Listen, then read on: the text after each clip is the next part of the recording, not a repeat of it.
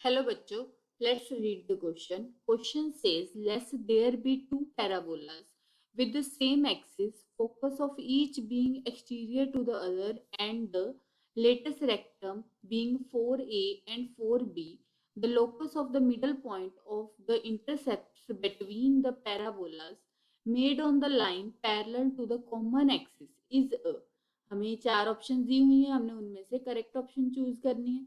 तो हमने सबसे पहले क्या दिया हुआ है, टू पैराबोलाज हैं। ठीक है, कोई भी दो पैराबोलाज हैं जिनके लेटेस्ट रेक्टम है 4a एंड 4b।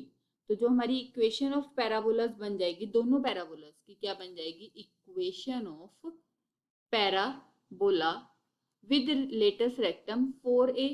हम पहले 4a वाले की लिख लेते हैं, विद लेटेस्ट रेक्टम 4a। ठीक है, तो वो इक्वेशन हमारे पास क्या बनेगी, y square is equal to 4a x minus के बन जाएगी। ठीक है, उसी तरह से हम इक्वेशन ऑफ पैराबोला लिखते हैं विद लेटेस्ट रेक्टम 4b। ठीक है, 4b के साथ तो वो y square is equal to क्या बन जाएगा हमारे पास, minus of 4b x plus k. ठीक है, के हम लेट कर लेते हैं तो हमारे पास क्या आ जाएगा, जो हमारे पॉइंट्स आ जाएंगे कॉमन एक्सिस, जो ये दोनों हैं, ये दोनों हमें इंटरसेप्ट कर रहे हैं एक दूसरे पे, तो इनके जो कॉमन पॉइंट्स आ जाएंगे, कॉमन पॉइंट्स। ठीक है, कॉमन पॉइंट्स हमारे पास क्या आ जाएंगे, पहली पैराबोला के हिसाब से हम देखें वो उसको हम ए लेट कर लेते हैं, वो पॉइंट्स क्या आ जाएंगे हमारे पास, के स्क्र। ठीक है, यहाँ पे हमारे पास के है। ठीक है, सॉरी के हमने एक्स की वैल्यू देखेंगे ना, तो वो वाई स्क्र आएगा। वाई को हम किसके इक्वल लेट कर लेते हैं, एच के इक्वल। मतलब यहाँ पे क्या आ जाएगा, H square divide by 4a। ठीक है, H square divide by 4a, और यहाँ पे क्या आ जाएगा, प्लस होके के हो जाएगा प्लस के, और एच वाई को तो हमने लेना ही क्या है, एच।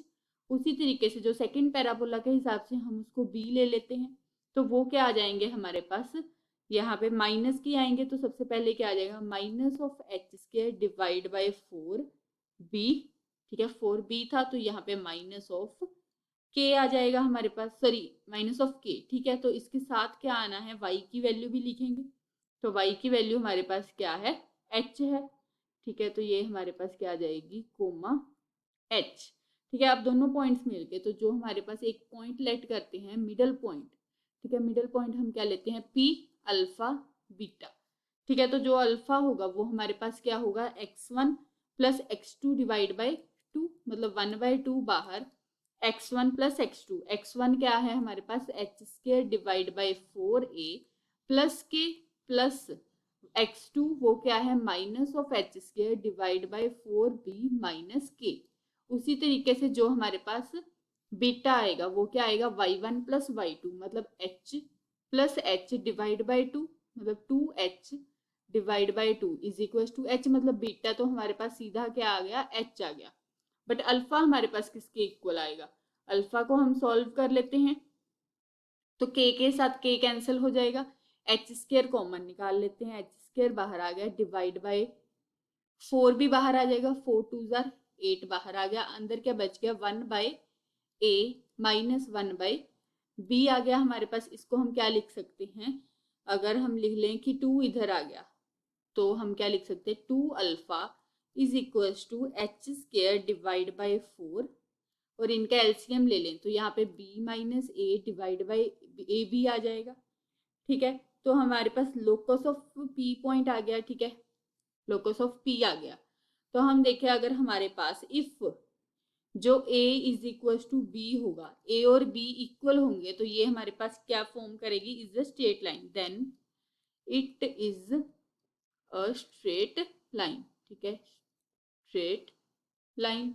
उसी के साथ जब इफ इसमें तो इक्वल था, जब a is not equal to b होगा, देन ये क्या बनाएगी, then it is parabola, parabola.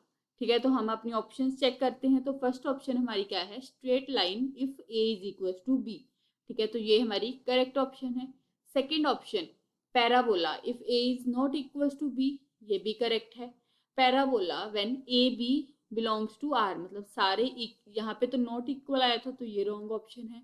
None of these भी रॉन्ग ऑप्शन है, मतलब हमारी ए और बी ऑप्शन क्या हो गई, करेक्ट ऑप्शन। Thank you.